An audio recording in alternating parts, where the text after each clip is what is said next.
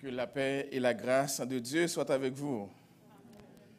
Je suis dans la joie quand on me dit « Allons à la maison de l'Éternel ».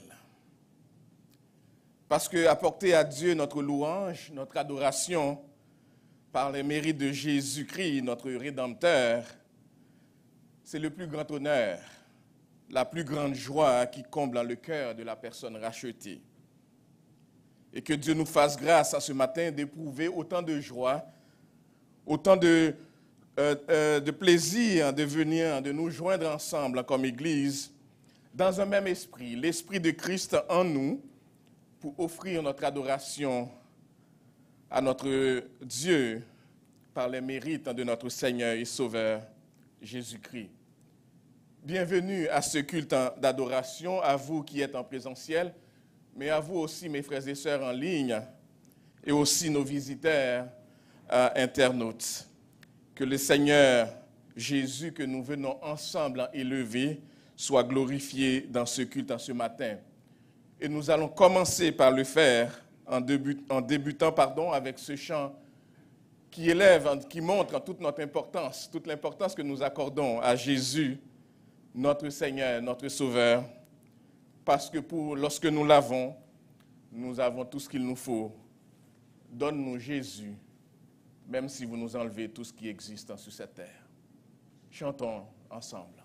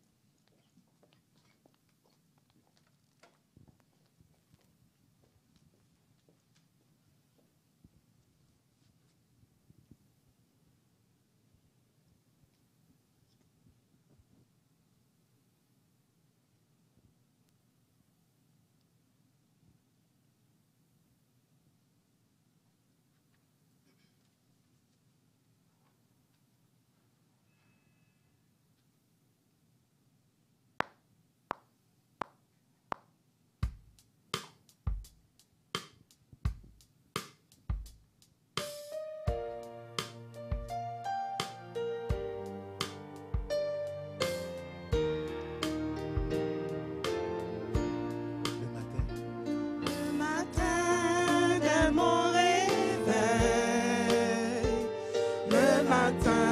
Jésus.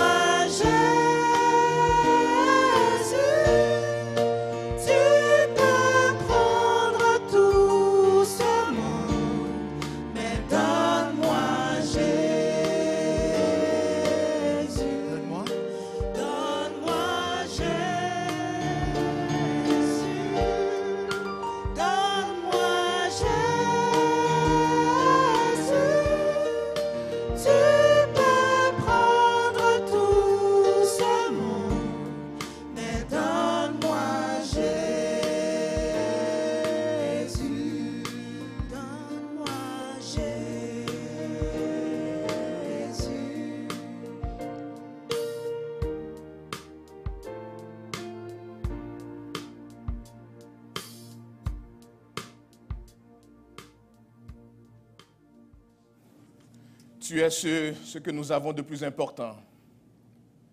Jésus, notre précieux Seigneur et Sauveur. Quel privilège de pouvoir t'adorer ce matin.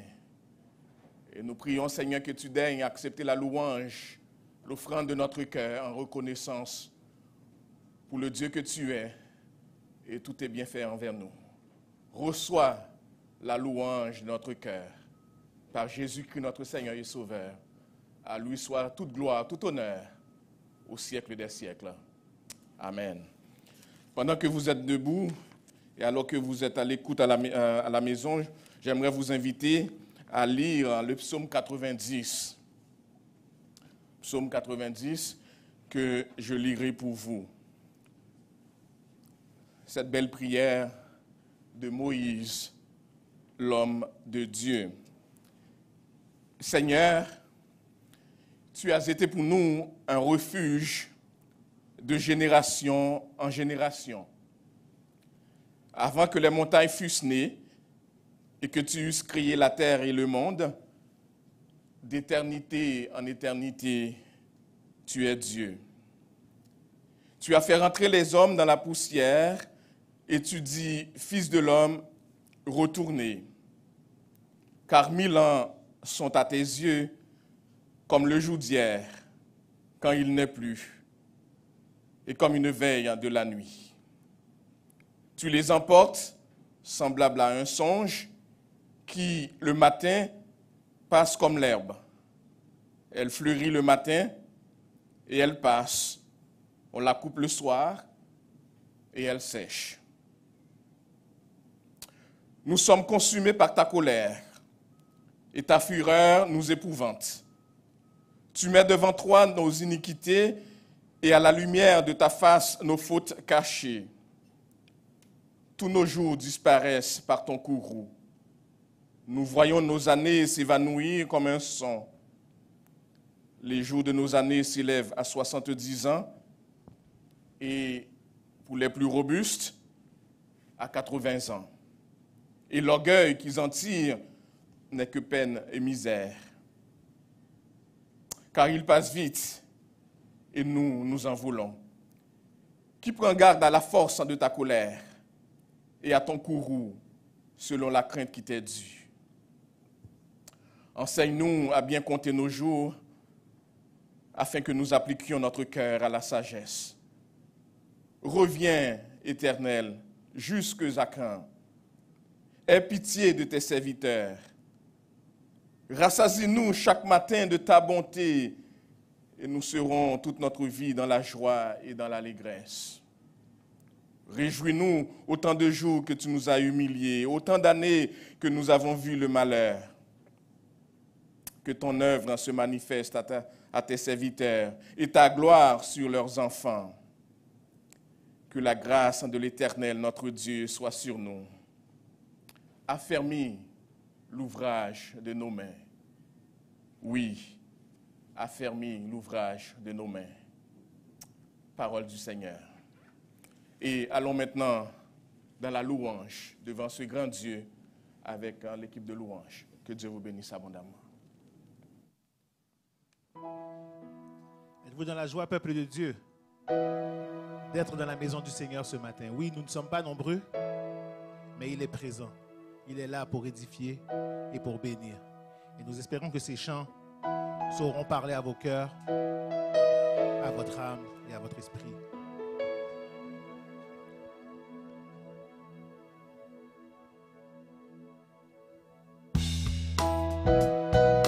On peut taper des mains?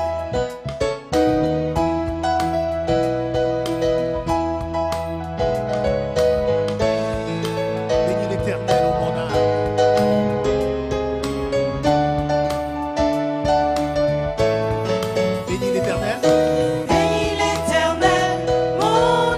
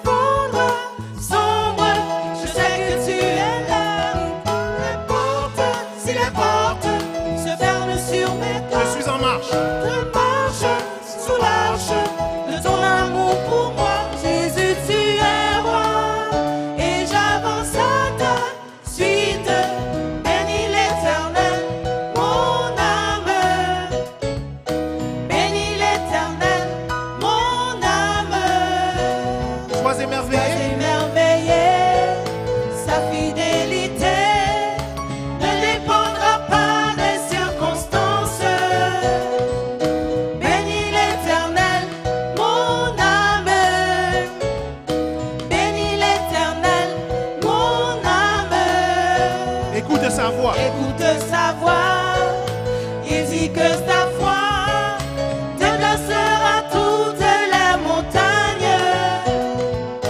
Bénis l'Éternel, ô mon âme. Encore, quand tout s'effondre. Quand tout s'effondre, sombre, je sais que tu es là.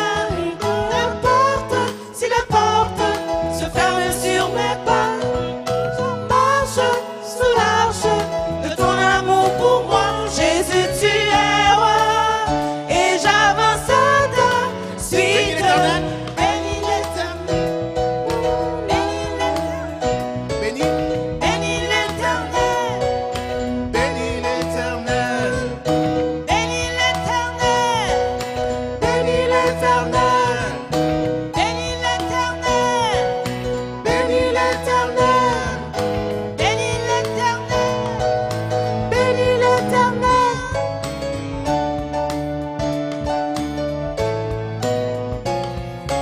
Bénis l'Éternel, mon âme. Bénis l'Éternel, mon âme.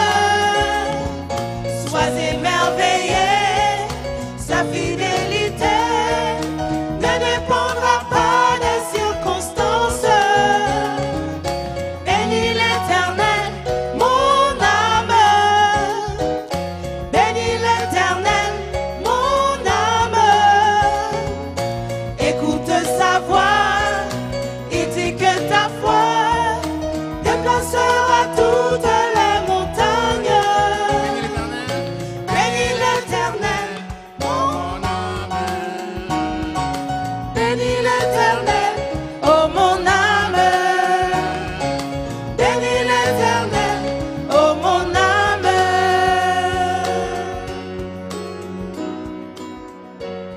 Bénis l'Éternel, ô mon âme, que tout ce qui est en moi bénisse son Saint-Nom. Oui, des fois, lorsque les circonstances ne sont pas favorables, il nous faut nous rappeler, il faut commander à notre âme de bénir l'Éternel. Car nous avons mille et une raisons de le louer et de l'adorer. Bénis Dieu, ô mon âme. Ô mon âme, il rend gloire à son Saint-Nom.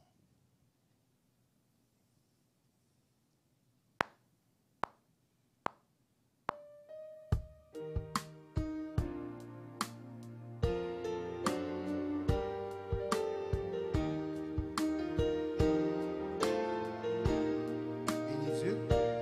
Bénis Dieu, oh mon âme, oh mon âme, rends gloire à son Saint-Nom. Oh, chante comme jamais, oh mon âme, rends gloire à son Saint-Nom.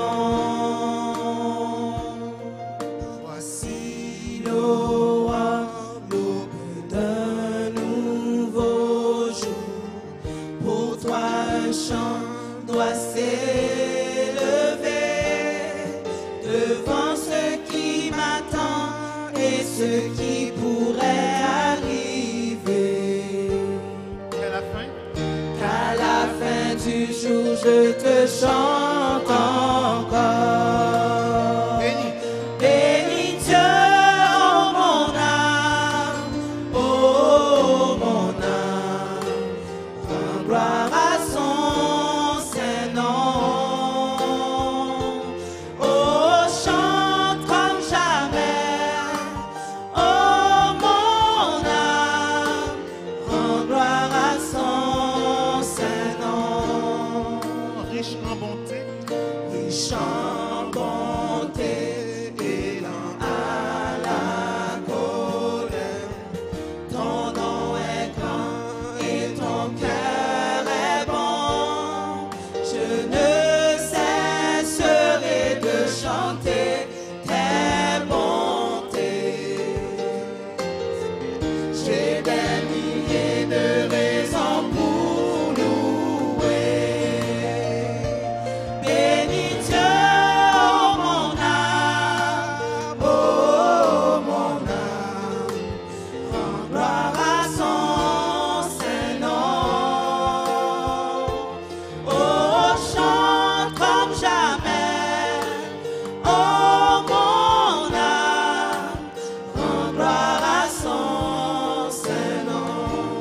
Un jour viendra. Un jour viendra, je n'aurai plus de Mon heure venue à la fin. Mon heure venue, la fin sonnera. Pourtant mon âme chantera tes louanges. Pendant des milliers d'années, oui, sans fin. Bénis Dieu, oh mon âme, oh mon âme. Rends gloire à son Saint-Nom. Oh, chante comme jamais. Oh, mon âme. Rends gloire à son Saint-Nom. Disons-le encore une fois. Bénis l'Éternel. Bénis Dieu, oh mon âme. Oh, mon âme. Rends gloire à son Saint-Nom. Oh, chante comme jamais. Oh, mon âme. Rends gloire à son Saint-Nom. Rends gloire à son Saint-Nom. Rends gloire à son Saint-Nom. Rends gloire à son Saint-Nom.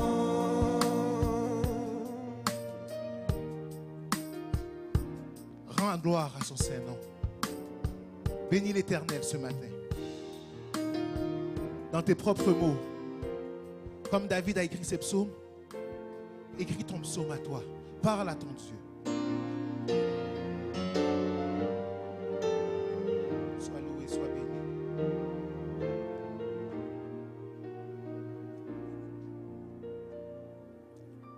Soyez bénis. Que le Seigneur vous bénisse. Vous pouvez vous asseoir.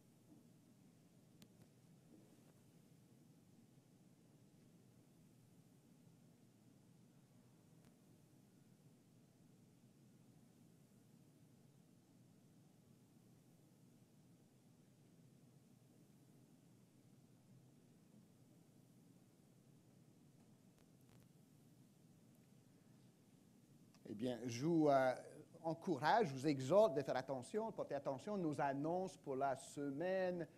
Juste quelques courts rappels. Cette semaine, c'est un peu spécial. On a notre semaine de prière de 7h à 8h les soirs. Les liens, je pense, ont déjà été fournis. Sinon, vous allez le recevoir. Donc, soyons présents en grand nombre en virtuel cette fois-ci. On ne va pas se présenter au temple, mais on va prier ensemble. Les groupes connexion vont diriger chaque soirée. Donc vraiment, c'est votre réunion de prière. Ce n'est pas une réunion de prière des diacres ou des pasteurs, c'est pour toute notre Église. On va prier parce qu'il y a vraiment de quoi, pourquoi on devrait prier. Pour les enfants, l'école du dimanche reprend. C'est super ça. En virtuel, à 16h, les dimanches après-midi, ça commence cet après-midi. Les liens ont déjà été envoyés à vos parents. Si vous ne savez pas si vos parents les ont reçus, dites-leur, maman, papa, est-ce que vous avez reçu le lien pour l'école du dimanche? Parce que ça va se faire, si Dieu le veut, cet après-midi à partir de 16h. On reprend ça, puis j'ai hâte de voir ça. Peut-être je ne vais pas être invité, je suis un peu trop vieux pour ça, mais quand même. D'autres annonces, n'oublions pas de continuer, comme on a fidèlement fait à date, d'appuyer l'œuvre du Seigneur ici, le peuple des Mébo s'est avéré très fidèle. On remercie le Seigneur pour les forces qu'il nous donne pour contribuer à l'œuvre en continu par virement Interact et d'autres moyens qu'on trouve sur notre site web. Puis, souvenons-nous aussi, pour venir au culte en présentiel, on est toujours dans le temple, mais inscrivez-vous tôt la semaine pour réserver votre place parmi nous en présentiel. Sinon, restez avec nous en louange, en virtuel sur notre site web. Et je pense bien que c'est toutes les annonces pour la semaine. Bonne fête et bon anniversaire à ceux qui en ont célébré. Moi puis Louise, nous avons célébré un anniversaire la semaine passée, donc merci pour vos meilleurs vœux. Puis bonne fête, bon anniversaire à tous ceux qui célèbrent un anniversaire cette semaine. On va maintenant prier avec nos jeunes amis, nos enfants. On va prier pour et avec nos enfants. Donc, courbons-nous devant le Seigneur. Père Céleste, nous te remercions pour cette belle journée. Même s'il ne fait pas soleil là où nous sommes ici à Gatineau, nous savons que le soleil, la lumière du monde, Jésus-Christ, est sur le trône et il s'est manifesté à nous. Nous te remercions que même parce que quand les choses sont ténébreuses, quand on ne voit pas clair, quand la vie ne va pas comme on aimerait peut-être, toi, ô Dieu, tu es en contrôle. Puis tu es bon envers nous tous qui t'aimons. Et nous le savons parce que tu as envoyé ton Fils unique, Jésus, pour nous sauver et pour nous faire rentrer dans la famille de Dieu. Merci, Jésus. Nous prions pour nos enfants, nos plus jeunes, que tu puisses, ô Père, les protéger pendant cette semaine qui s'en vient. Merci de les avoir gardés en bien. Merci pour l'école et pour leurs moniteurs, monitrices à l'école. Merci pour les familles, les foyers qu'ont nos enfants. Nous prions, Père, que tu puisses les garder cette semaine. Garde-les à l'écart de maladies ou d'accidents. Nous te remercions de ce que, même la semaine passée, tu as protégé nos jeunes lors des accidents. Père, garde-les dans le cadre de l'âme. Garde-les du Satan. Garde-les de la tentation et des attraits du monde. Ô Jésus, qu'ils puissent te trouver tellement plus beau, plus bon, plus attrayant, plus riche que n'importe quoi d'autre que ce monde puisse leur offrir. Garde nos enfants. Nous te remercions pour eux, qu'ils soient aussi un exemple à leurs amis de ce que peut faire Jésus dans la vie d'un jeune. Et nous te prions tout ceci au nom de Jésus. Amen.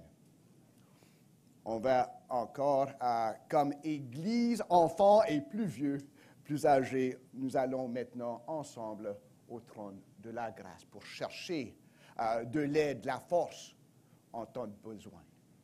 Prions Dieu.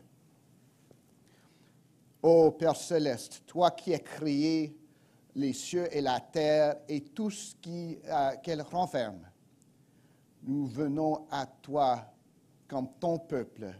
Cherchons à t'adorer, à te louer, à te présenter nos besoins dont tu es déjà au courant, à te confesser nos péchés.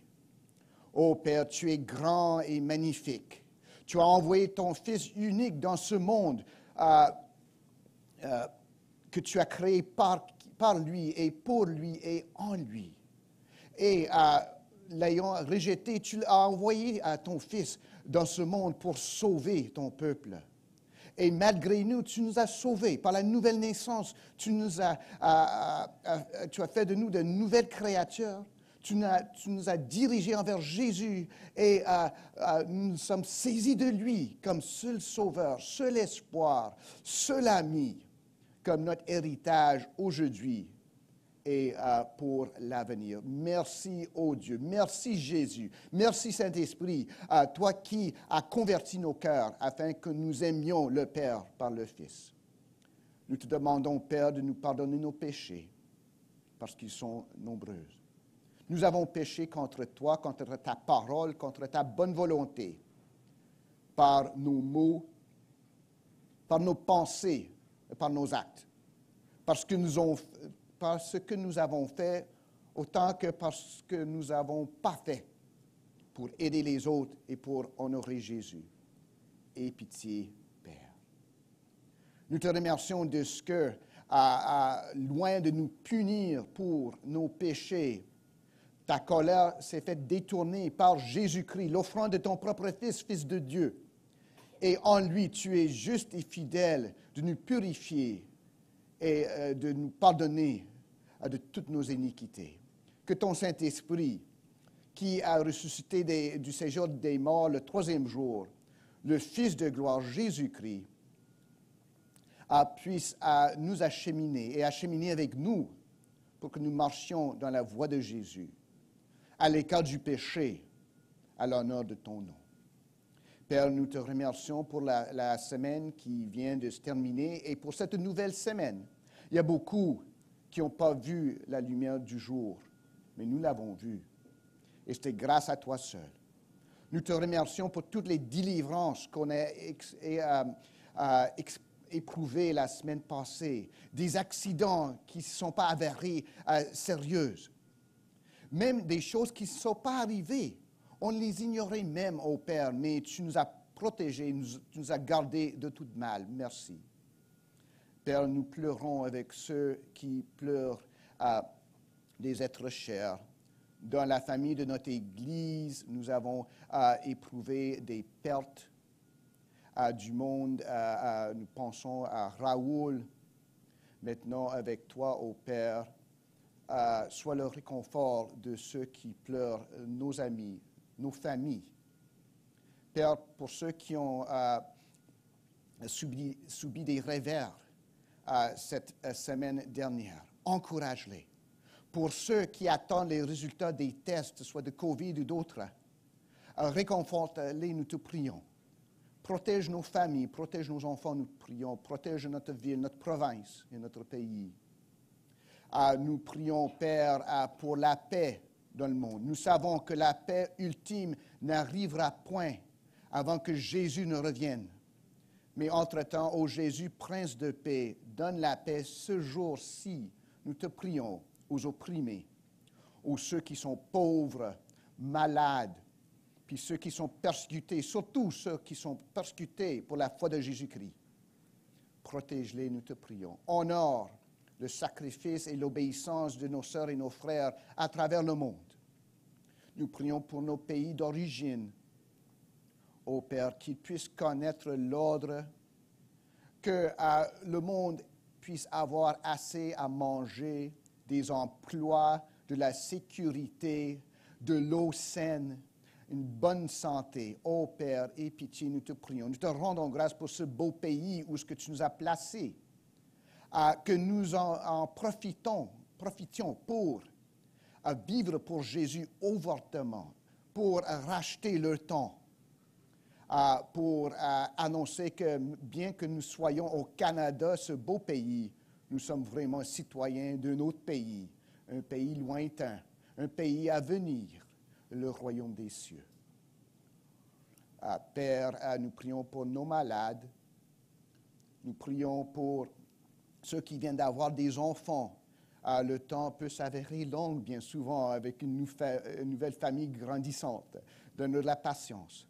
Pour nos sœurs qui sont enceintes actuellement, garde-les durant leur grossesse. Nous te prions et nous attendons avec hâte des additions à notre famille dans la chair, mais surtout notre famille spirituelle. Et Jésus, sois glorifié par tout ce que nous nous faisons. Sois glorifié par notre vie, sois glorifié dans notre mort, nous te prions. Vivants ou mourants, puissions-nous être à toi, Jésus, à ton service. Et nous te demandons toutes ces choses au nom au Père de Jésus-Christ, notre seul Sauveur. Amen. Eh bien, je vais vous demander de tourner dans vos Bibles à 2 Timothée chapitre 4. 2 Timothée chapitre 4. Durant la semaine, nous avons étudié, je suis en train d'étudier le Nouveau Testament, donc vous savez tous que 2 Timothée se trouve dans le Nouveau Testament. C'est vers la fin. Puis je vais lire pour nous 2 Timothée chapitre 4, versets 1 à 8. Notre texte pour aujourd'hui va être versets 6 à 8. Mais je vais lire à partir du verset 1er. Écoutons la parole de Dieu. Je t'en conjure devant Dieu et devant Jésus-Christ, qui doit juger les vivants et les morts, et au nom de son apparition et de son royaume, prêche la parole. Insiste en toute occasion, favorable ou non, reprend, censure, exhorte avec toute douceur et en instruisant.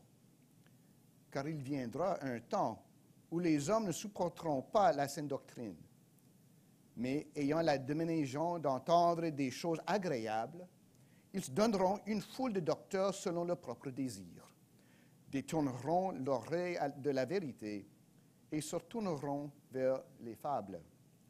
Mais toi, sois sobre en toutes choses, supporte les souffrances, fais l'œuvre d'un évangéliste, remplis bien ton ministère. Car pour moi, je sers déjà de libation, et le moment de mon départ approche. J'ai combattu le bon combat, j'ai achevé la course, j'ai gardé la foi. Désormais, la couronne de justice m'est réservée. Le Seigneur, le juste juge, me la donnera dans ce jour-là, et non seulement à moi, mais encore à tous ceux qui auront aimé son avènement. Parole du Seigneur. Graham Hunter, il est professeur, je pense qu'il est à la retraite à l'Université d'Ottawa, je pense peut-être à l'Université Saint-Paul, a raconté une histoire. Puis je l'ai entendu ailleurs, donc je sais bien que c'est une histoire assez vraie. Il y avait à Paris, ça a l'air, j'ai juste passé par Paris une fois de ma vie, à Paris, en France, ça a l'air que c'est très difficile de se trouver un loyer. Des appartements, c'est cher, mais il y a des beaux appartements, mais ils sont tous comme bookés, ils sont tous occupés. Ça a l'air qu'il y avait un avocat. Pour nous, là, les adultes, il est jeune. Pour les enfants, il est vieux, mais il était jeune, 47 ans. Puis il a fait un accord avec une vieille femme de 90 ans. Elle avait un bel appartement. Puis l'accord qui s'était fait, c'est... l'avocat a dit, « Madame, je vais vous donner 2500 francs par mois jusqu'à ta mort si, par la suite, tu me passes ton appartement. » Mais 90 ans, ça risque pas d'être long, hein? Donc, c'est un bon deal, je dirais. En tout cas, la madame s'est accordée. Puis, elle a commencé à payer les 2500 francs par mois. La madame s'est éteinte à l'âge de 122 ans. L'avocat est mort l'année précédente. Il n'a jamais eu son appartement. C'est pourquoi dire qu'on ne peut pas faire de deal avec la mort? Peut-être. Mais en fin de compte, les deux sont morts. Et il faut se préparer pour la mort, pas juste pour se payer un appartement à l'avance qu'on ne va jamais occuper. Pas recevoir un loyer pour un locataire qui ne va jamais avoir notre appartement. Soit-on vieux, soit-on jeune, il faut se préparer pour la mort. Le Nouveau Testament s'adresse à comment vivre en Jésus-Christ. En fait, c'est qui Jésus-Christ? Puis, comme on a étudié, le but du Nouveau Testament, c'est de nous révéler Jésus-Christ, Fils de Dieu, seul Sauveur, en qui seul nous avons la vie en lui, dans sa résurrection. Mais aussi l'Évangile nous apprend comment mourir. Comme l'apôtre Paul a écrit, nous sommes les plus malheureux de tous les hommes, si c'est juste dans cette vie-ci que nous avons l'espoir de Jésus-Christ. Comment est-ce qu'on fait face à la mort? Le titre de ce message ce matin, c'est « Prêt à partir ». C'est un peu ambigu, hein? Est-ce que c'est pour moi ma réponse ou ma question? Oui, je suis prêt à partir ou suis-je prêt prêt à partir? Je laisse à vous de décider dans quel temps vous tombez. Il y avait une pierre tombale dans le cimetière, écrit là-dessus. Je vous ai dit que j'étais malade. Mes derniers mots, est-ce que ça va être comme ça ou autre? On ne sait pas quand est-ce qu'on va mourir. Pour les jeunes, c'est plus probable que ça va être loin, un jour assez lointain, mais on ne sait pas. On a un jeune ami qui vient de s'esquiver la mort hier, même lors d'un accident d'auto. Il n'était pas vieux, lui. On ne sait pas. Paul, ici, a pu voir son départ, sa mort s'approcher. Qu'est-ce que lui, il a dit par l'inspiration du Saint-Esprit? On va voir qu'il va nous parler du présent prometteur, de son passé préparatif et de son futur fantastique. Écoutons ce qu'a dit l'apôtre Paul. Verset 6. « Car pour moi, il écrit à Timothée, son protégé, si on veut, il était mentor de Timothée. Ça, ce mot-là, c'est trop proche à menteur pour moi, mais ça, c'est mon français. Son mentor était Timothée, c'était plus ou moins son disciple. Il dit, « Car pour moi, je sers déjà de libation et le moment de mon départ approche. » L'apôtre Paul, dès sa conversion, était un ennemi de l'Évangile, lui. Hein? Il était vraiment un juif zélé de la tradition de ses pères. Il opprimait, il persécutait l'Église de Jésus-Christ. Puis le Seigneur l'a pris par le col, puis il dit, « Non, tu vas travailler pour moi maintenant. » Puis, dès ce jour-là, sur la rue vers Damas, l'apôtre Paul ne cessa de travailler pour Jésus-Christ, l'Évangile. Maintenant, il voit ce dénouement, cette fin de sa vie, comme une libation qui est versée. La libation pour les sacrifices de l'Ancien Testament, vous pouvez consulter par exemple Nombre chapitre 15, juste pour en avoir le goût un peu. La libation était versée à la fin de l'offrande. Pas dès le début, mais à la fin. Mais là, Paul dit, en fin de compte, sa vie, si sa vie était offrande, sacrifice à Dieu, sa mort va être la libation qui va finir. Puis il en parle comme ça dans l'Épître aux Philippiens. Il termine comme il avait vécu. Puis ça, c'est important pour nous, les amis. Il faut terminer comme nous aurions vécu. Il n'a pas peur, il n'est pas amer. Dieu lui a donné sa nouvelle vie, Dieu va le reprendre. C'est à Dieu de décider de donner et de reprendre. On a vu ça lors des commentaires aux funérailles hier. Hein? Dieu donne, Dieu reprend. Béni soit le nom de l'Éternel. L'apôtre Paul veut dire ça. Il n'est pas amer, il finit comme il avait vécu et tout ça en Dieu. C'est une question à me poser. Est-ce que je vais pouvoir dire que ma force s'épuise en même temps que mes jours? Vous comprenez? Autrement dit, que je ne passe pas les derniers 20 ans de ma vie, si Dieu me donne le temps, à me tourner les pouces, à réfléchir. « Oh, quand j'étais jeune, je faisais ça, ou je ne faisais pas ça, je n'étais pas juste, j'ai manqué ça, le monde me maltraitait, je suis amer, Dieu n'est pas juste. » Est-ce que je vais faire ça ou est-ce que je vais profiter de chaque jour que le Seigneur me donne pour le verser dans son service, puis mais qu'il n'en restera plus, c'est parce que Dieu est prêt à me reprendre. Est-ce que je vais épuiser ma vie? Est-ce que je vais m'épuiser ou m'ennuyer dans mes derniers jours? Est-ce que j'ai compté mes jours afin d'obtenir un cœur de sagesse? Ça, la Bible en parle. Si on veut, lorsque la Bible parle de la vie parle de la mort. Parce qu'en Jésus-Christ, la mort mène à la vie éternelle. Donc, notre vie, notre mort, c'est d'un tout. On ne fait pas juste passer l'autre bord, comme on dit de nos jours. On vit en Jésus-Christ, on meurt en Jésus-Christ, on vit encore à jamais en Jésus-Christ. Tout se vit devant Jésus-Christ, tout se fait devant lui. Est-ce que c'est comme ça que je vois la vie? Si je suis vieux, si je suis jeune. Est-ce que je vois la vie comme quelque chose qui est offert à Jésus-Christ, qui se vit en et pour et devant Jésus-Christ?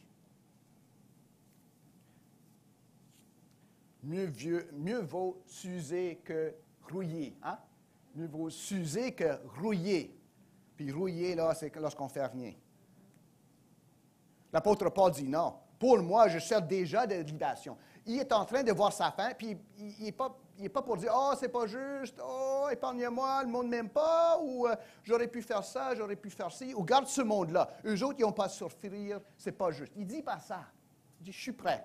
Je vais finir comme j'avais vécu. » Parce que c'est Dieu qui m'a donné les deux. Puis ça prend la foi. Bien mourir, ça prend autant de foi que bien vivre.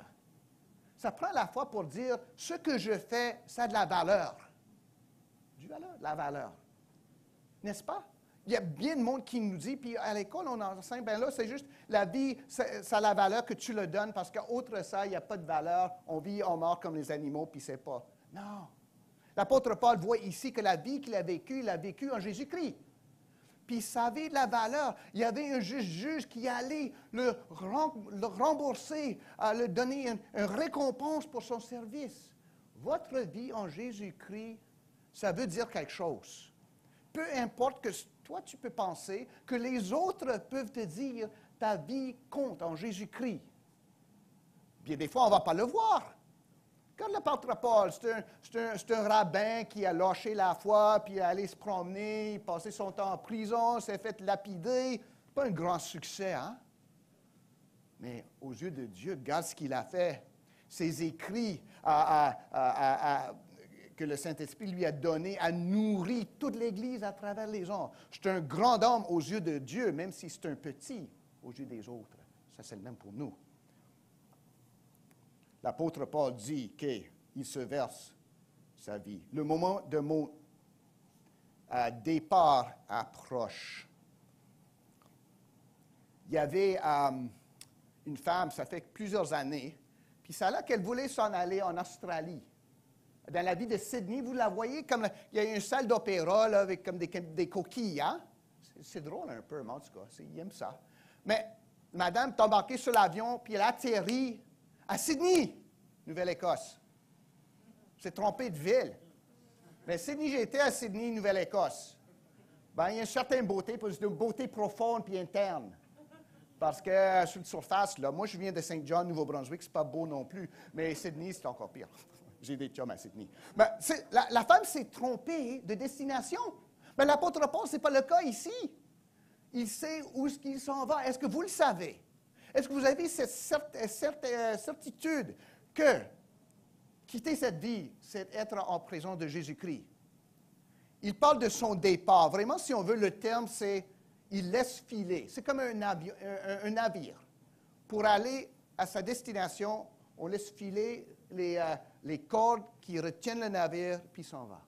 L'apôtre Paul voit sa mort comme ça. Sommes-nous capables de voir notre mort? Puis si le Seigneur ne vient pas avant, nous allons tous mourir, les jeunes comme les vieux, à un moment donné, si Jésus ne revient pas avant. Donc, est-ce qu'on est prêt à laisser filer notre navire, notre vaisseau, pour s'en aller vers notre destination? Est-ce qu'on sait où est-ce qu'on s'en va? L'apôtre Paul le sait. Puis il va terminer sa vie comme il l'avait vécue. Est-ce que mon présent se vit à cette lumière? La foi m'en rend capable de voir ma vie et ma mort à cette lumière, vécue devant Jésus, avec un but, avec une signifiance. Donc l'apôtre Paul a parlé de ce qu'il était en train de faire, puis pour lui, ça l'encourageait. Mais il a regardé aussi son passé, hein? Parce que la vie, ce n'est pas le présent. Bien des fois, les gens de nos âges, on oublie l'histoire. Surtout en Amérique du Nord, l'histoire, ça ne dit rien. On arrache notre histoire, on la met à terre. Bien, l'histoire, ça compte. Puis on voit que l'apôtre Paul, ce n'était pas juste le présent, c'est le passé qui comptait. Verset 7. « J'ai combattu le bon combat, j'ai achevé la course, j'ai gardé la foi. » Il peut faire comme un rétroviseur de sa vie, puis il peut dire, j'ai mené une bonne vie devant Jésus-Christ, pour Jésus-Christ, en Jésus-Christ. C'est une question pour nous. Est-ce qu'on est satisfait? Bien souvent, puis ça arrive, ce n'est pas juste des vieux, mais bien souvent des jeunes, des vieux. On va parler du monde, puis ils sont amers. J'ai manqué quelque chose. J'aurais dû faire ci, j'aurais dû faire cela. Si j'avais fait ça, si j'avais choisi cette personne-là au lieu de cette personne-ci, ma vie aurait été toute différente, puis j'aurais eu ce dont j'étais digne, ce que je méritais.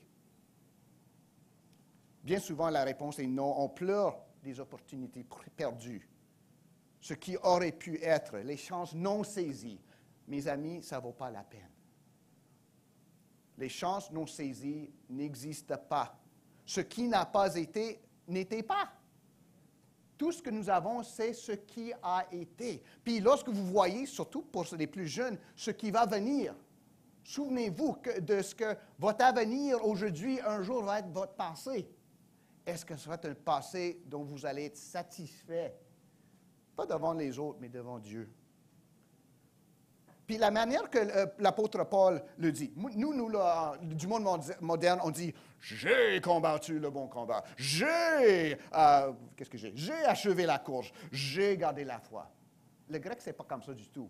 C'est plutôt, si on veut, si je peux le traduire un peu comme ça, le combat, je l'ai combattu. La course, je l'ai couru. La foi, je l'ai maintenue. Vous voyez la différence un peu? Ce n'est pas moi. Ce que j'ai fait, c'est ce que Dieu m'a donné à faire. Puis ça, c'est tellement important, les amis. On parle de nous-mêmes, puis on nous enseigne ça. On est tous des agents libres, on peut faire des choix comme qu'on veut. C'est ridicule, ça. C'est pas juste. On ne saurait pas si on était des agents libres anyway. Si moi, il y avait des contraintes dont j'ignorais, j'en serais ignorant. Mais l'apôtre Paul, il dit, le combat que Dieu lui a donné, il a combattu. La course que Dieu lui avait donnée, il a couru. La foi que Dieu lui avait donnée, il a gardé, il a prêché. Il a fait fidèlement ce que Dieu lui a donné à faire. Puis ça, c'est important. Au jour de notre mort, si on peut dire, Dieu m'a donné certaines choses à faire, avec son aide, j'ai fait ce que j'ai pu, je peux maintenant partir en paix. Ça, c'est quelque chose. J'ai connu du monde comme ça. Puis c'est quelque chose de voir des croyants mourir comme ça. De se préparer à aller voir Jésus comme ça. J'en ai perdu, notre famille en a perdu 2 dans la semaine passée. Je ne dirais pas des géantes, c'était des femmes, parce qu'elle était petite quand même. La dernière, là, j'ai une photo d'elle qui monte sur ma moto à l'âge de 90 ans. Elle était grande même, là. Mais des géants de la foi. Ce n'est pas du monde, c'est pas dans les journaux, dans les films, mais c'est du monde qui était fidèle, en famille, à l'église, avec leur mari, avec tout ce que Dieu leur donnait de faire. Elles étaient fidèles, puis sont mortes dans la paix. Parce qu'ils avaient pu dire avec Paul, le combat, Père, que tu m'as donné, je l'ai combattu. La course, puis peut-être ça n'est même pas la même course que pour une autre, je l'ai couru. Même si je boitais vers la fin, là, tu me tirais vers la ligne d'arrivée. Là, je suis arrivé. J'ai gardé ça. Je n'ai pas lâché. Je n'ai pas dit, la course c'est trop difficile, c'est fini. Ou il y a une autre course là-bas qui est plus intéressante, là. Non. J'ai couru la course que toi, tu m'as accordée, Père. J'ai gardé la foi que tu m'as confiée. Je n'ai pas décidé que, OK, suivre Jésus comme fils de Dieu, c'est trop difficile, je vais m'accorder avec le monde. Ou je vais peut-être faire la moitié, je vais croire la moitié, je vais avoir l'amour de Dieu, mais tu sais, le jugement, puis toutes ces choses-là que Jésus détourne de nous par son sacrifice, moi, je ne veux pas parler de ça. Non, il a gardé la foi. Être heureux, être préparé pour la mort, c'est bien souvent d'avoir fait ce que Dieu nous a donné de faire. Puis, je ne sais pas, surtout pour les jeunes, bien souvent, comme quelqu'un a dit, il y a très peu de monde qui ont des vocations. Le reste de nous autres, là, nous avons des jobs. Dieu nous donne quelque chose à faire, on le fait. On n'est jamais trop bon pour faire quelque chose. Oh non, je ne veux pas ça, je m'attendais plutôt à ça. Lorsque j'étais dans la marine, puis on était tous des cadettes, là, on s'entraînait, on était formés. Puis on était sur la côte de la Californie. C'était un champ de tir, là, donc c'était pas tellement beau. Là. Il n'y avait pas un arbre, il n'y avait pas un oiseau, il n'y avait rien. En tout cas, on était là, puis on était prêts pour laver le bateau. Puis c'est pas beau, là. Il fait chaud, c'est sale, c'est crotté. En tout cas, quelqu'un dit, c'est qui ici qui a un permis de conduire pour la Colombie-Britannique? Ben, on l'a. OK, excellent. Parce que le monde pensait, je vais avoir peut-être je vais être chauffeur, je vais quitter le bateau pour un petit peu, hein? C'est ça qu'ils pensaient. Vous autres là, en bas, peinturés.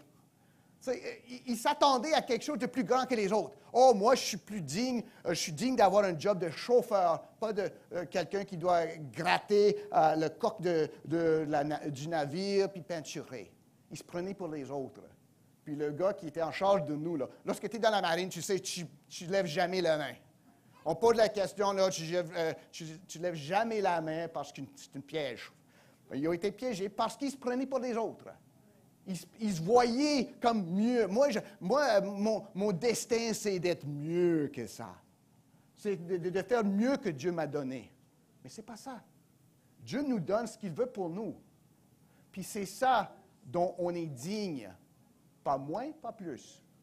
Puis là, on voit que Paul peut dire, j'ai fait toutes ces choses que Dieu m'a données. La bonne préparation pour la mort voit la vie comme ce que Dieu nous a donné à vivre pour lui. Parce que lorsque ça va achever, à l'âge de 20 ans, à l'âge de 50 ans, à l'âge de 122 ans, on va pouvoir dire, Dieu m'a donné certaines choses à faire pendant un certain temps, puis lorsqu'il avait décidé que j'avais fait assez, il me reprend pour lui. Pas d'amertume. J'ai satisfait mon maître. Puis il va me dire, bien fait, bon serviteur et fidèle. Venez entrer dans le repos de votre maître. Si vous voyez, ça c'est voir la vie et la mort d'une manière chrétienne. Puis, le bon combat, la course qu'il a achevée, la foi qu'il a gardée, ça consistait en quoi? J'ai lu à partir du verset 1, juste pour nous donner le contexte, comme je disais à Wesley, un texte sans un contexte, c'est un prétexte, puis on ne veut pas de prétexte ici. Mais c'est important parce que Paul parlait à qui? De Tite, oui? Non, Timothée. Il écrivait à Timothée. Ça fait partie de la foi, du combat, de la course. Il avait quelqu'un qu'il acheminait, qu'il formait. Puis ça, pour nous, c'est quelque chose. Ceux qui meurent contents dans le Seigneur, c'est ceux qui se seraient impliqués avec d'autres. Je pense à Mme Betty Adams, qui s'est éteinte la semaine passée à l'âge de 93, je pense. C'est une vieille amie de nous. Elle était à notre mariage, ça fait 26 ans. Il y avait tout le monde venait à lui pour des conseils. Elle s'impliquait au séminaire. Elle s'impliquait dans les vies des jeunes. Louise, quand elle était célibataire à Toronto, elle se trouvait toujours dans la maison d'Adam. Elle était là pour lui donner des conseils, toutes ces choses-là. Si on veut bien vivre, bien courir, bien combattre, il faut avoir du monde pour le faire avec. Autrement dit, pour dire un peu plus court, est-ce que j'ai des enfants, des jeunes croyants, des co-ouvriers, du monde que j'essaie d'acheminer, ou est-ce que je vais arriver au ciel tout seul? Autrement dit, est-ce que j'essaie de partager mon expérience, mes erreurs avec les autres? C'est ça que l'apôtre Paul fait avec Timothée. Tout ce qu'il dit ici, c'est pour encourager Timothée. Ce n'est pas pour se vanter de lui-même. Il donne des conseils, des directions à Timothée, puis il dit, pour moi, je ne vais pas être avec vous pour toujours, là. Il faut que vous soyez préparé, mon Timothée. Donc, il lui donne des instructions. Paul est prêt à partir parce qu'il avait passé le bâton à quelqu'un d'autre. Est-ce que nous faisons ça dans la vie aussi? Peut-être pour pour les femmes mariées, de parler à une jeune femme. Vous avez juste à lire Tite, chapitre 2, pour passer des conseils. Je vois que vous avez... puis ça va arriver, vous avez quelqu'un d'approchable. Hein? On peut aller parler sur un tel parce qu'elle est toujours prête à écouter. Puis vous n'allez pas manquer du monde qui vont venir chercher des conseils. Mon mari, là, comment est-ce que je fais? Il fait ça, qu'est-ce que je devrais faire? Bien, je vais vous conseiller, ma soeur. C'est ça qu'on devrait être en train de faire. Pour pouvoir dire à la fin, c'est pas juste, j'ai pas juste couru la course toute seule, mais j'ai embarqué du monde dans la course. Je leur ai je les ai formés, je leur ai donné des directions, puis là, lorsque ma course va être finie, terminée, eux autres vont continuer à courir, peut-être plus loin que moi. Si on fait tout ça aussi, pour se préparer à partir, il faut préparer des autres pour vivre sans nous. Il faut laisser un héritage si on veut. Puis c'est ça que vous allez entendre lors des funérailles, hein? Lorsque le monde va parler des défunts. C'est pas, oh, papa m'a laissé 200 000 piastres, là, je suis content. Je serais content moi aussi. Mais c'est plutôt, il me parlait lorsque j'étais seul, lorsque j'étais déprimé. Lorsque j'allais lâcher, maman est venue me voir puis m'a dit comment tenir le cap, garder le cap. C'est ça les mémoires, l'héritage qu'on va laisser en arrière de nous, puis on peut en être fier. Mais bâtissons cet héritage-là. Au moment de la mort, là, notre amertume qui pourrait s'approcher en arrière, à cachette en arrière de nous pour nous sauter par-dessus, ça peut être dévancé par notre souci pour un autre. Je ne vais pas mourir amer tout seul si j'ai des enfants, du monde que j'ai formés, des amis que j'ai essayé d'aider, parce que je sais qu'ils vont continuer. Puis le même Seigneur qui va les garder, va me garder à travers la vie et la mort. Notre pitié pour nous-mêmes va être oubliée dans notre amour pour un autre. Comme l'apôtre Paul se verse, pas juste comme libation, mais se verse en Timothée pour que Timothée puisse continuer comme jeune pasteur. Hein? Nous ne sommes pas appelés à tout faire. Nous sommes appelés à servir Dieu, à le glorifier, à persévérer dans ce qu'il nous a donné de faire. Puis ça, il faut regarder qu'est-ce que Dieu m'a donné. Puis ce que Dieu t'a donné, c'est ce que tu as aujourd'hui. C'est pas, oh, peut-être demain, Dieu va me donner autre chose dont je vais attendre. Non, ce que tu fais aujourd'hui, c'est ce que Dieu t'a donné à faire. Fais-le donc.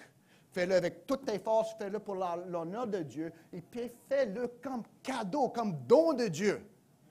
Il t'a donné à faire ça pas parce qu'il avait confiance en toi, mais parce qu'il t'aimait, il allait te rendre capable de faire ça.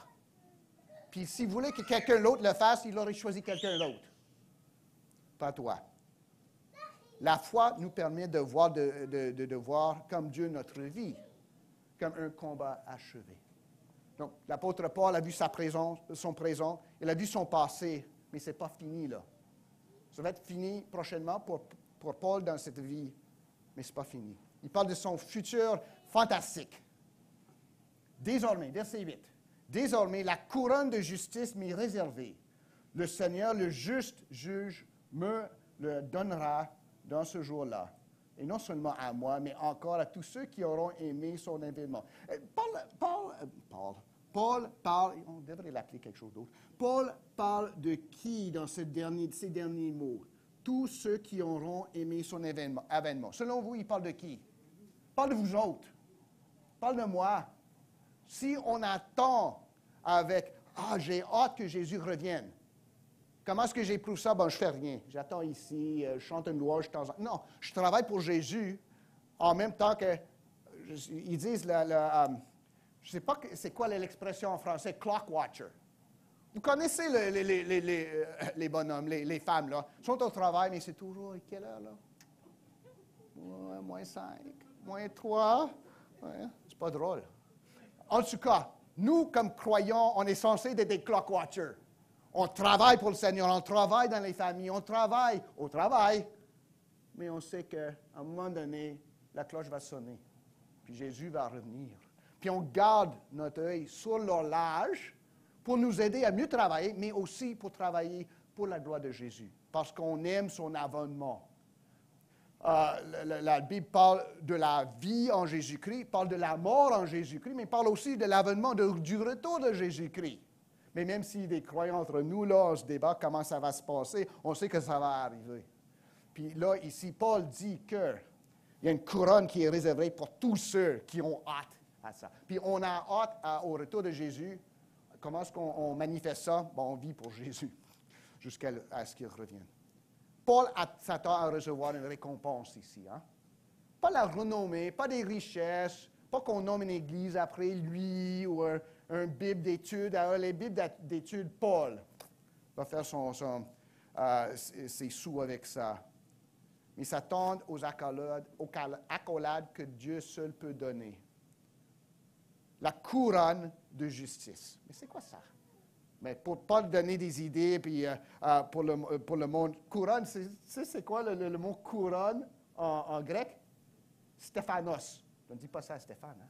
Stéphanos, c'est une couronne. On parle ici pas d'une couronne comme pour la reine. Là. C'est une couronne de laurier comme. On donnait ça aux gagnants. Si je gagne une course, là, on me donne une petite couronne pleine de feuilles comme, feuilles de laurier. Puis ça s'appelle Stéphanos. C'est accordé aux vainqueurs.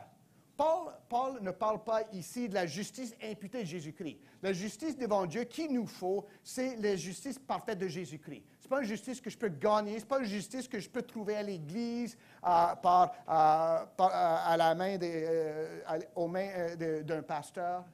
C'est la justice imputée de Jésus-Christ. Mais ici, Paul parle de la justice que reconnaît Dieu. Ce n'est pas la justice qui nous sauve, c'est la justice que même si le monde ne le voit pas, Dieu le voit. Donc, la couronne, c'est à celui qui aura fini la course. Ceux qui lâchent la course, il n'y a pas de couronne pour vous. Là. C'est juste les douches froides. Pas de couronne de vainqueur. Dieu n'est pas injuste pour oublier notre travail, nos actes d'amour. Hébreux 6, verset 10. L'apôtre Paul sait bien ça. Il sait que même s'il va mourir, peut-être s'il avait resté à rabbin, il aurait vécu jusqu'à 90 ans, je ne sais pas trop quoi, il aurait eu une grande maison, des accolades parmi son peuple, sa famille ne l'aurait pas rejeté. Mais il sait que ce qui compte, c'est que ce que Dieu voit et ce que Dieu récompense. Paul a confiance en Christ qui l'a sauvé, dans l'Esprit Saint qui l'a motivé au service et au Père qui lui donnera selon ses œuvres. L'apôtre Paul dit que pour tous ceux qui aiment Jésus, qui auront vécu pour et dans Jésus, il y a une couronne de justice qui est réservée. Christ l'a gagné, mérité pour Paul. Paul, suite à son service, y a droit selon la promesse. Donc, en Jésus-Christ, il y a une couronne qui m'attend, qui vous attend. Mais on y arrive en courant, en combattant, en achevant, en gardant la foi. C'est une question pour nous. Vu ce que dit Paul, face à la mort, est-ce que ma confession juste, est-ce que c'est juste que j'ai fait confiance à Jésus? Oh, quand j'avais 20 ans, quand j'avais 15 ans, j'ai donné ma vie à Jésus, puis après ça, c'est correct. Paul parle pas de ça. Il parle d'une course qui est continue, pas une course qui a traversé la ligne départ, puis il dit, OK, c'est fini la course. Marathon, c'est combien de kilomètres? 42 à peu près, 42, quelque chose. Bien là, aller 2 mètres, avoir le T-shirt, puis tout ça, le numéro sur le devant, puis quitter par la suite, là, je ne gagne pas d'accolade, je ne gagne pas de couronne là-dedans, je ne termine pas. Bien, pour nous, il faut qu'on termine la course. Puis c'est ça que Paul a fait. Il a terminé la course. Puis c'est une question pour nous. Est-ce qu'on est en train de courir? Est-ce qu'on est en train de se battre, de combattre? Est-ce qu'on est en train de garder la foi? Ce n'est pas assez de nommer Jésus-Christ. C'est une insulte si on nomme Jésus puis on ne vit pas pour lui. L'apôtre Paul ici a nommé Jésus, puis a vécu pour Jésus, puis est mort en Jésus. Puis c'est ça son espoir. Puis Dieu va le récompenser. À l'heure de ma mort, est-ce que je vais avoir la confiance que j'ai vécue en Jésus? Vous avez toujours été des funérailles de ceux qu'on les voyait de temps en temps à l'Église ou ils avaient parlé de l'Église. Puis le monde se dit, peut-être à l'oreille, s'il aimait Jésus, pourquoi est-ce qu'on a vu si peu de changements? Puis le monde se dit ça entre eux. On ne dit pas ça ouvertement, hein? Parce que c'est insultant. Puis on ne sait pas. Ce n'est pas à nous, ce n'est pas à moi de juger qui que ce soit. Mais c'est à moi de me juger. Puis si ce que dit du monde en cachette, si on veut, si c'est un croyant, là, pourquoi est-ce qu'il n'a pas vécu en croyant? moi, je vais le dire à haute voix à mon âme.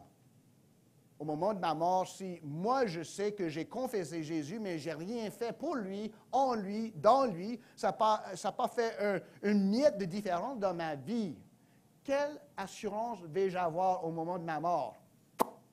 Puis je ne devrais pas en avoir d'assurance non plus. Dans ce cas-là, il faut qu'on combatte, qu'on court, qu'on lutte, qu'on persévère pour Jésus. Puis c'est ça. C'est pour ça que Paul peut dire, je peux maintenant baisser mes armes. Parce que j'ai fini, j'ai été fidèle. Pas j'ai nommé Jésus puis j'ai rien fait. Donc on voit ici que l'apôtre Paul, il ne se fie pas à ses propres œuvres. C'est pas ça. Il se fie à Jésus-Christ. Mais se fiant en Jésus-Christ, il a fait des œuvres par la suite parce que Jésus l'aimait. Et il aimait Jésus. Les deux doivent aller ensemble. Dieu me donnera ce qui est juste en Jésus-Christ, selon mes œuvres, selon la justice de Jésus-Christ d'abord. Est-ce que je suis prêt? Est-ce que je vais pouvoir partir dans ce cas-là sans amertume, sans crainte? Pour dire, je ne sais pas tout à fait de quoi ça va avoir l'air, le ciel, le paradis, mais je sais que j'ai aimé Jésus, j'ai servi Jésus, je suis resté fidèle à Jésus, donc je suis prêt à finir, à terminer la course que Jésus lui-même m'a donnée pour entrer dans les bras de Jésus. Est-ce que je peux dire ça? Si oui, je vais pouvoir mourir sans amertume, sans crainte, sans regret. Sinon, qu'est-ce que je vais faire? Sinon, il va falloir que je cours pour Jésus. Cette couronne-là, c'est quelque chose de magnifique, les amis. Moi, pas mon grand-père, mais je pense que mon arrière-grand-père, lui était floriste en Angleterre. Lui, il avait façonné, la reine Victoria, lorsqu'elle est morte en 1901, je pense, dans la ville de Bristol, il y avait un défilé, puis mon arrière-grand-père avait préparé comme une couronne de, je ne sais pas trop quoi, parce que je ne suis pas floriste, moi, évidemment. Je suis toutes les choses, juste des fleurs en plastique que je peux faire pousser.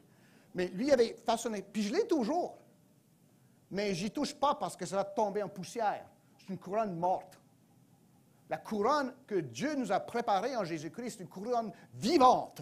C'est une couronne vraiment, s'il pèse, c'est léger, mais ça nous marque comme ceux qui ont vécu en Jésus-Christ. Puis l'apôtre Paul dit, peu importe ce qui va m'arriver, cette couronne-là m'attend. Parce que c'est Dieu qui l'a façonnée pour moi, parce que c'est Dieu qui m'a donné la puissance pour lutter, combattre et finir la course dans la foi. Est-ce que cette couronne-là m'attend, vous attend? Est-ce que vous pouvez dire avec confiance? Puis si vous êtes un croyant puis vous suivez Jésus, vous pouvez le dire avec confiance. Puis si vous ne le dites pas avec confiance, vous devriez le dire avec confiance. Que Jésus est mort pour moi, je vis pour lui maintenant, puis il y a une couronne qui m'attend. Une couronne vivante, pas une couronne de feuilles mortes, là. C'est ça. Puis Paul est prêt pour ça. Lors des funérailles la semaine passée de la belle-sœur de Louise, le pasteur Don Théobald, c'est un vieil ami de la famille, au cimetière, il a cité le verset en Psaume 116, verset 15. « Elle a du prix aux yeux de l'Éternel, la mort de ceux qui l'aiment. » Mais lui a dit, plus important, c'est la question, est-ce que Jésus a du prix à mes yeux?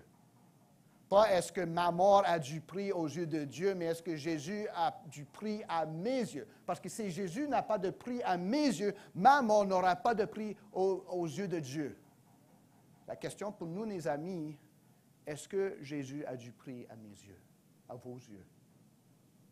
Est-ce qu'il est précieux pour moi?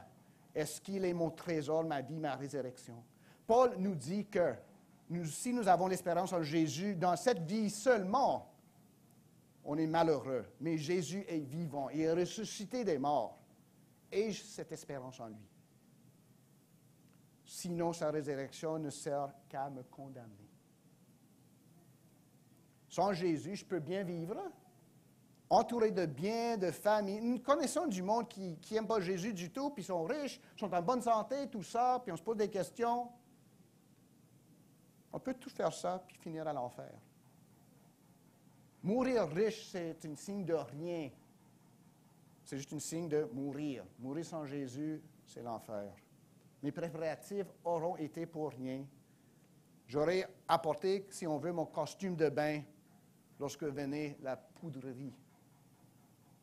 Mais en Jésus-Christ, c'est différent. Woody Allen a dit, « J'ai pas peur de la mort. » Woody Allen, c'est un directeur, c'est un acteur. Il a dit, « J'ai pas peur de la mort, je veux tout simplement pas être présent lorsqu'elle arrive. » Bien, c'est drôle, je pense. Mais c'est quoi la meilleure préparation pour nous, pour la mort? Pas être présent lorsqu'elle arrive, on n'a pas ce choix-là. C'est impossible, c'est pourquoi c'est drôle. C'est d'être déjà mort. Mort en Jésus, vivant en lui. Puis je veux faire référence à Galates chapitre 2, verset 20. Ça, c'est l'apôtre Paul l'avait écrit bien des années avant d'écrire ce qu'on lit aujourd'hui en 2 Timothée. C'est pour ça qu'il avait cette espérance. L'apôtre Paul a écrit Galates 2 et 20. J'ai été crucifié avec Christ. Et si je vis, ce n'est plus moi qui vis, c'est Christ qui vit en moi. Si je vis maintenant dans la chair, je vis dans la foi au Fils de Dieu, qui m'a aimé et qui s'est livré lui-même pour moi. Vous voyez pourquoi Paul était tellement confiant, avait, si on veut, une joie que nous pouvons partager, parce que ce n'est pas dans l'apôtre Paul, ça vient de Dieu. C'est parce qu'il était déjà mort avec Jésus. Mourir pour lui, c'est juste finir la job. Il était mort avec Jésus, mais il n'était pas fini. Il était ressuscité avec Jésus aussi. La vie qu'il vivait dès ce moment-là, c'était vécu dans la mort et la vie, la résurrection de Jésus-Christ. Nous avons tout ça comme croyants. Est-ce qu'on va vivre à la lumière de ça? Vivre pour achever la course, pour combattre le bon combat, pour garder la foi, pour recevoir la couronne. Dieu nous a choisis pour ça. Dieu nous donne son Saint-Esprit comme promesse, comme signe de l'alliance, nouvelle alliance, pour que nous vivions comme ça. Est-ce qu'on est prêt à faire ça? Si oui, vous pouvez dire sur votre pierre tombeau, je vous ai dit que j'étais malade, mais le guérisseur des âmes m'a sauvé et je serai en bien pour toute l'éternité. Ça va être notre épitaphe. Gloire à Jésus, parce qu'il nous a sauvés pour lui rendre service et pour mourir comme nous aurions vécu dans la paix de Jésus-Christ. Que Dieu nous en soit en aide pour qu'on soit prêt à le rencontrer face à face, comme l'était l'apôtre Paul. Amen. Prions ensemble.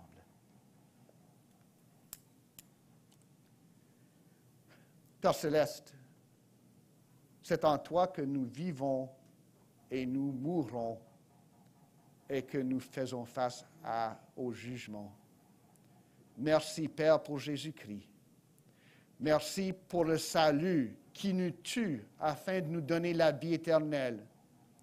Merci pour le tombeau qui pour nous maintenant est vide à cause de Jésus-Christ, sa gloire, sa puissance, son amour pour nous. Père, pour nous qui aimons Jésus, que nous puissions achever la course, combattre le bon combat, garder la foi.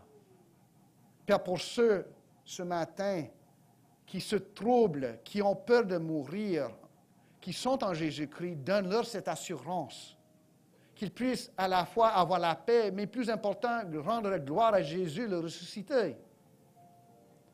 Et Père, pour ceux qui ne connaissent pas Jésus, qui sont des étrangers à la grâce de Dieu en Jésus-Christ, que tu puisses leur faire face à ce que la mort va impliquer, afin qu'ils se tournent par ta grâce vers celui qui était mort, mais qui ne l'est plus, qui est vivant et qui vit à jamais, Jésus-Christ. Que la mort soit pour eux pas un fin puis un jugement éternel, mais une convocation à la vie éternelle au paradis avec Jésus-Christ.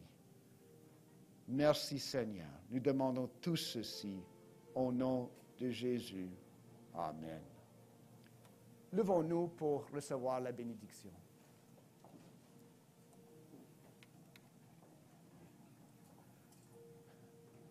Courons avec persévérance dans la carrière qui nous est ouverte. Ayons les regards sur Jésus, le chef et le consommateur de la foi.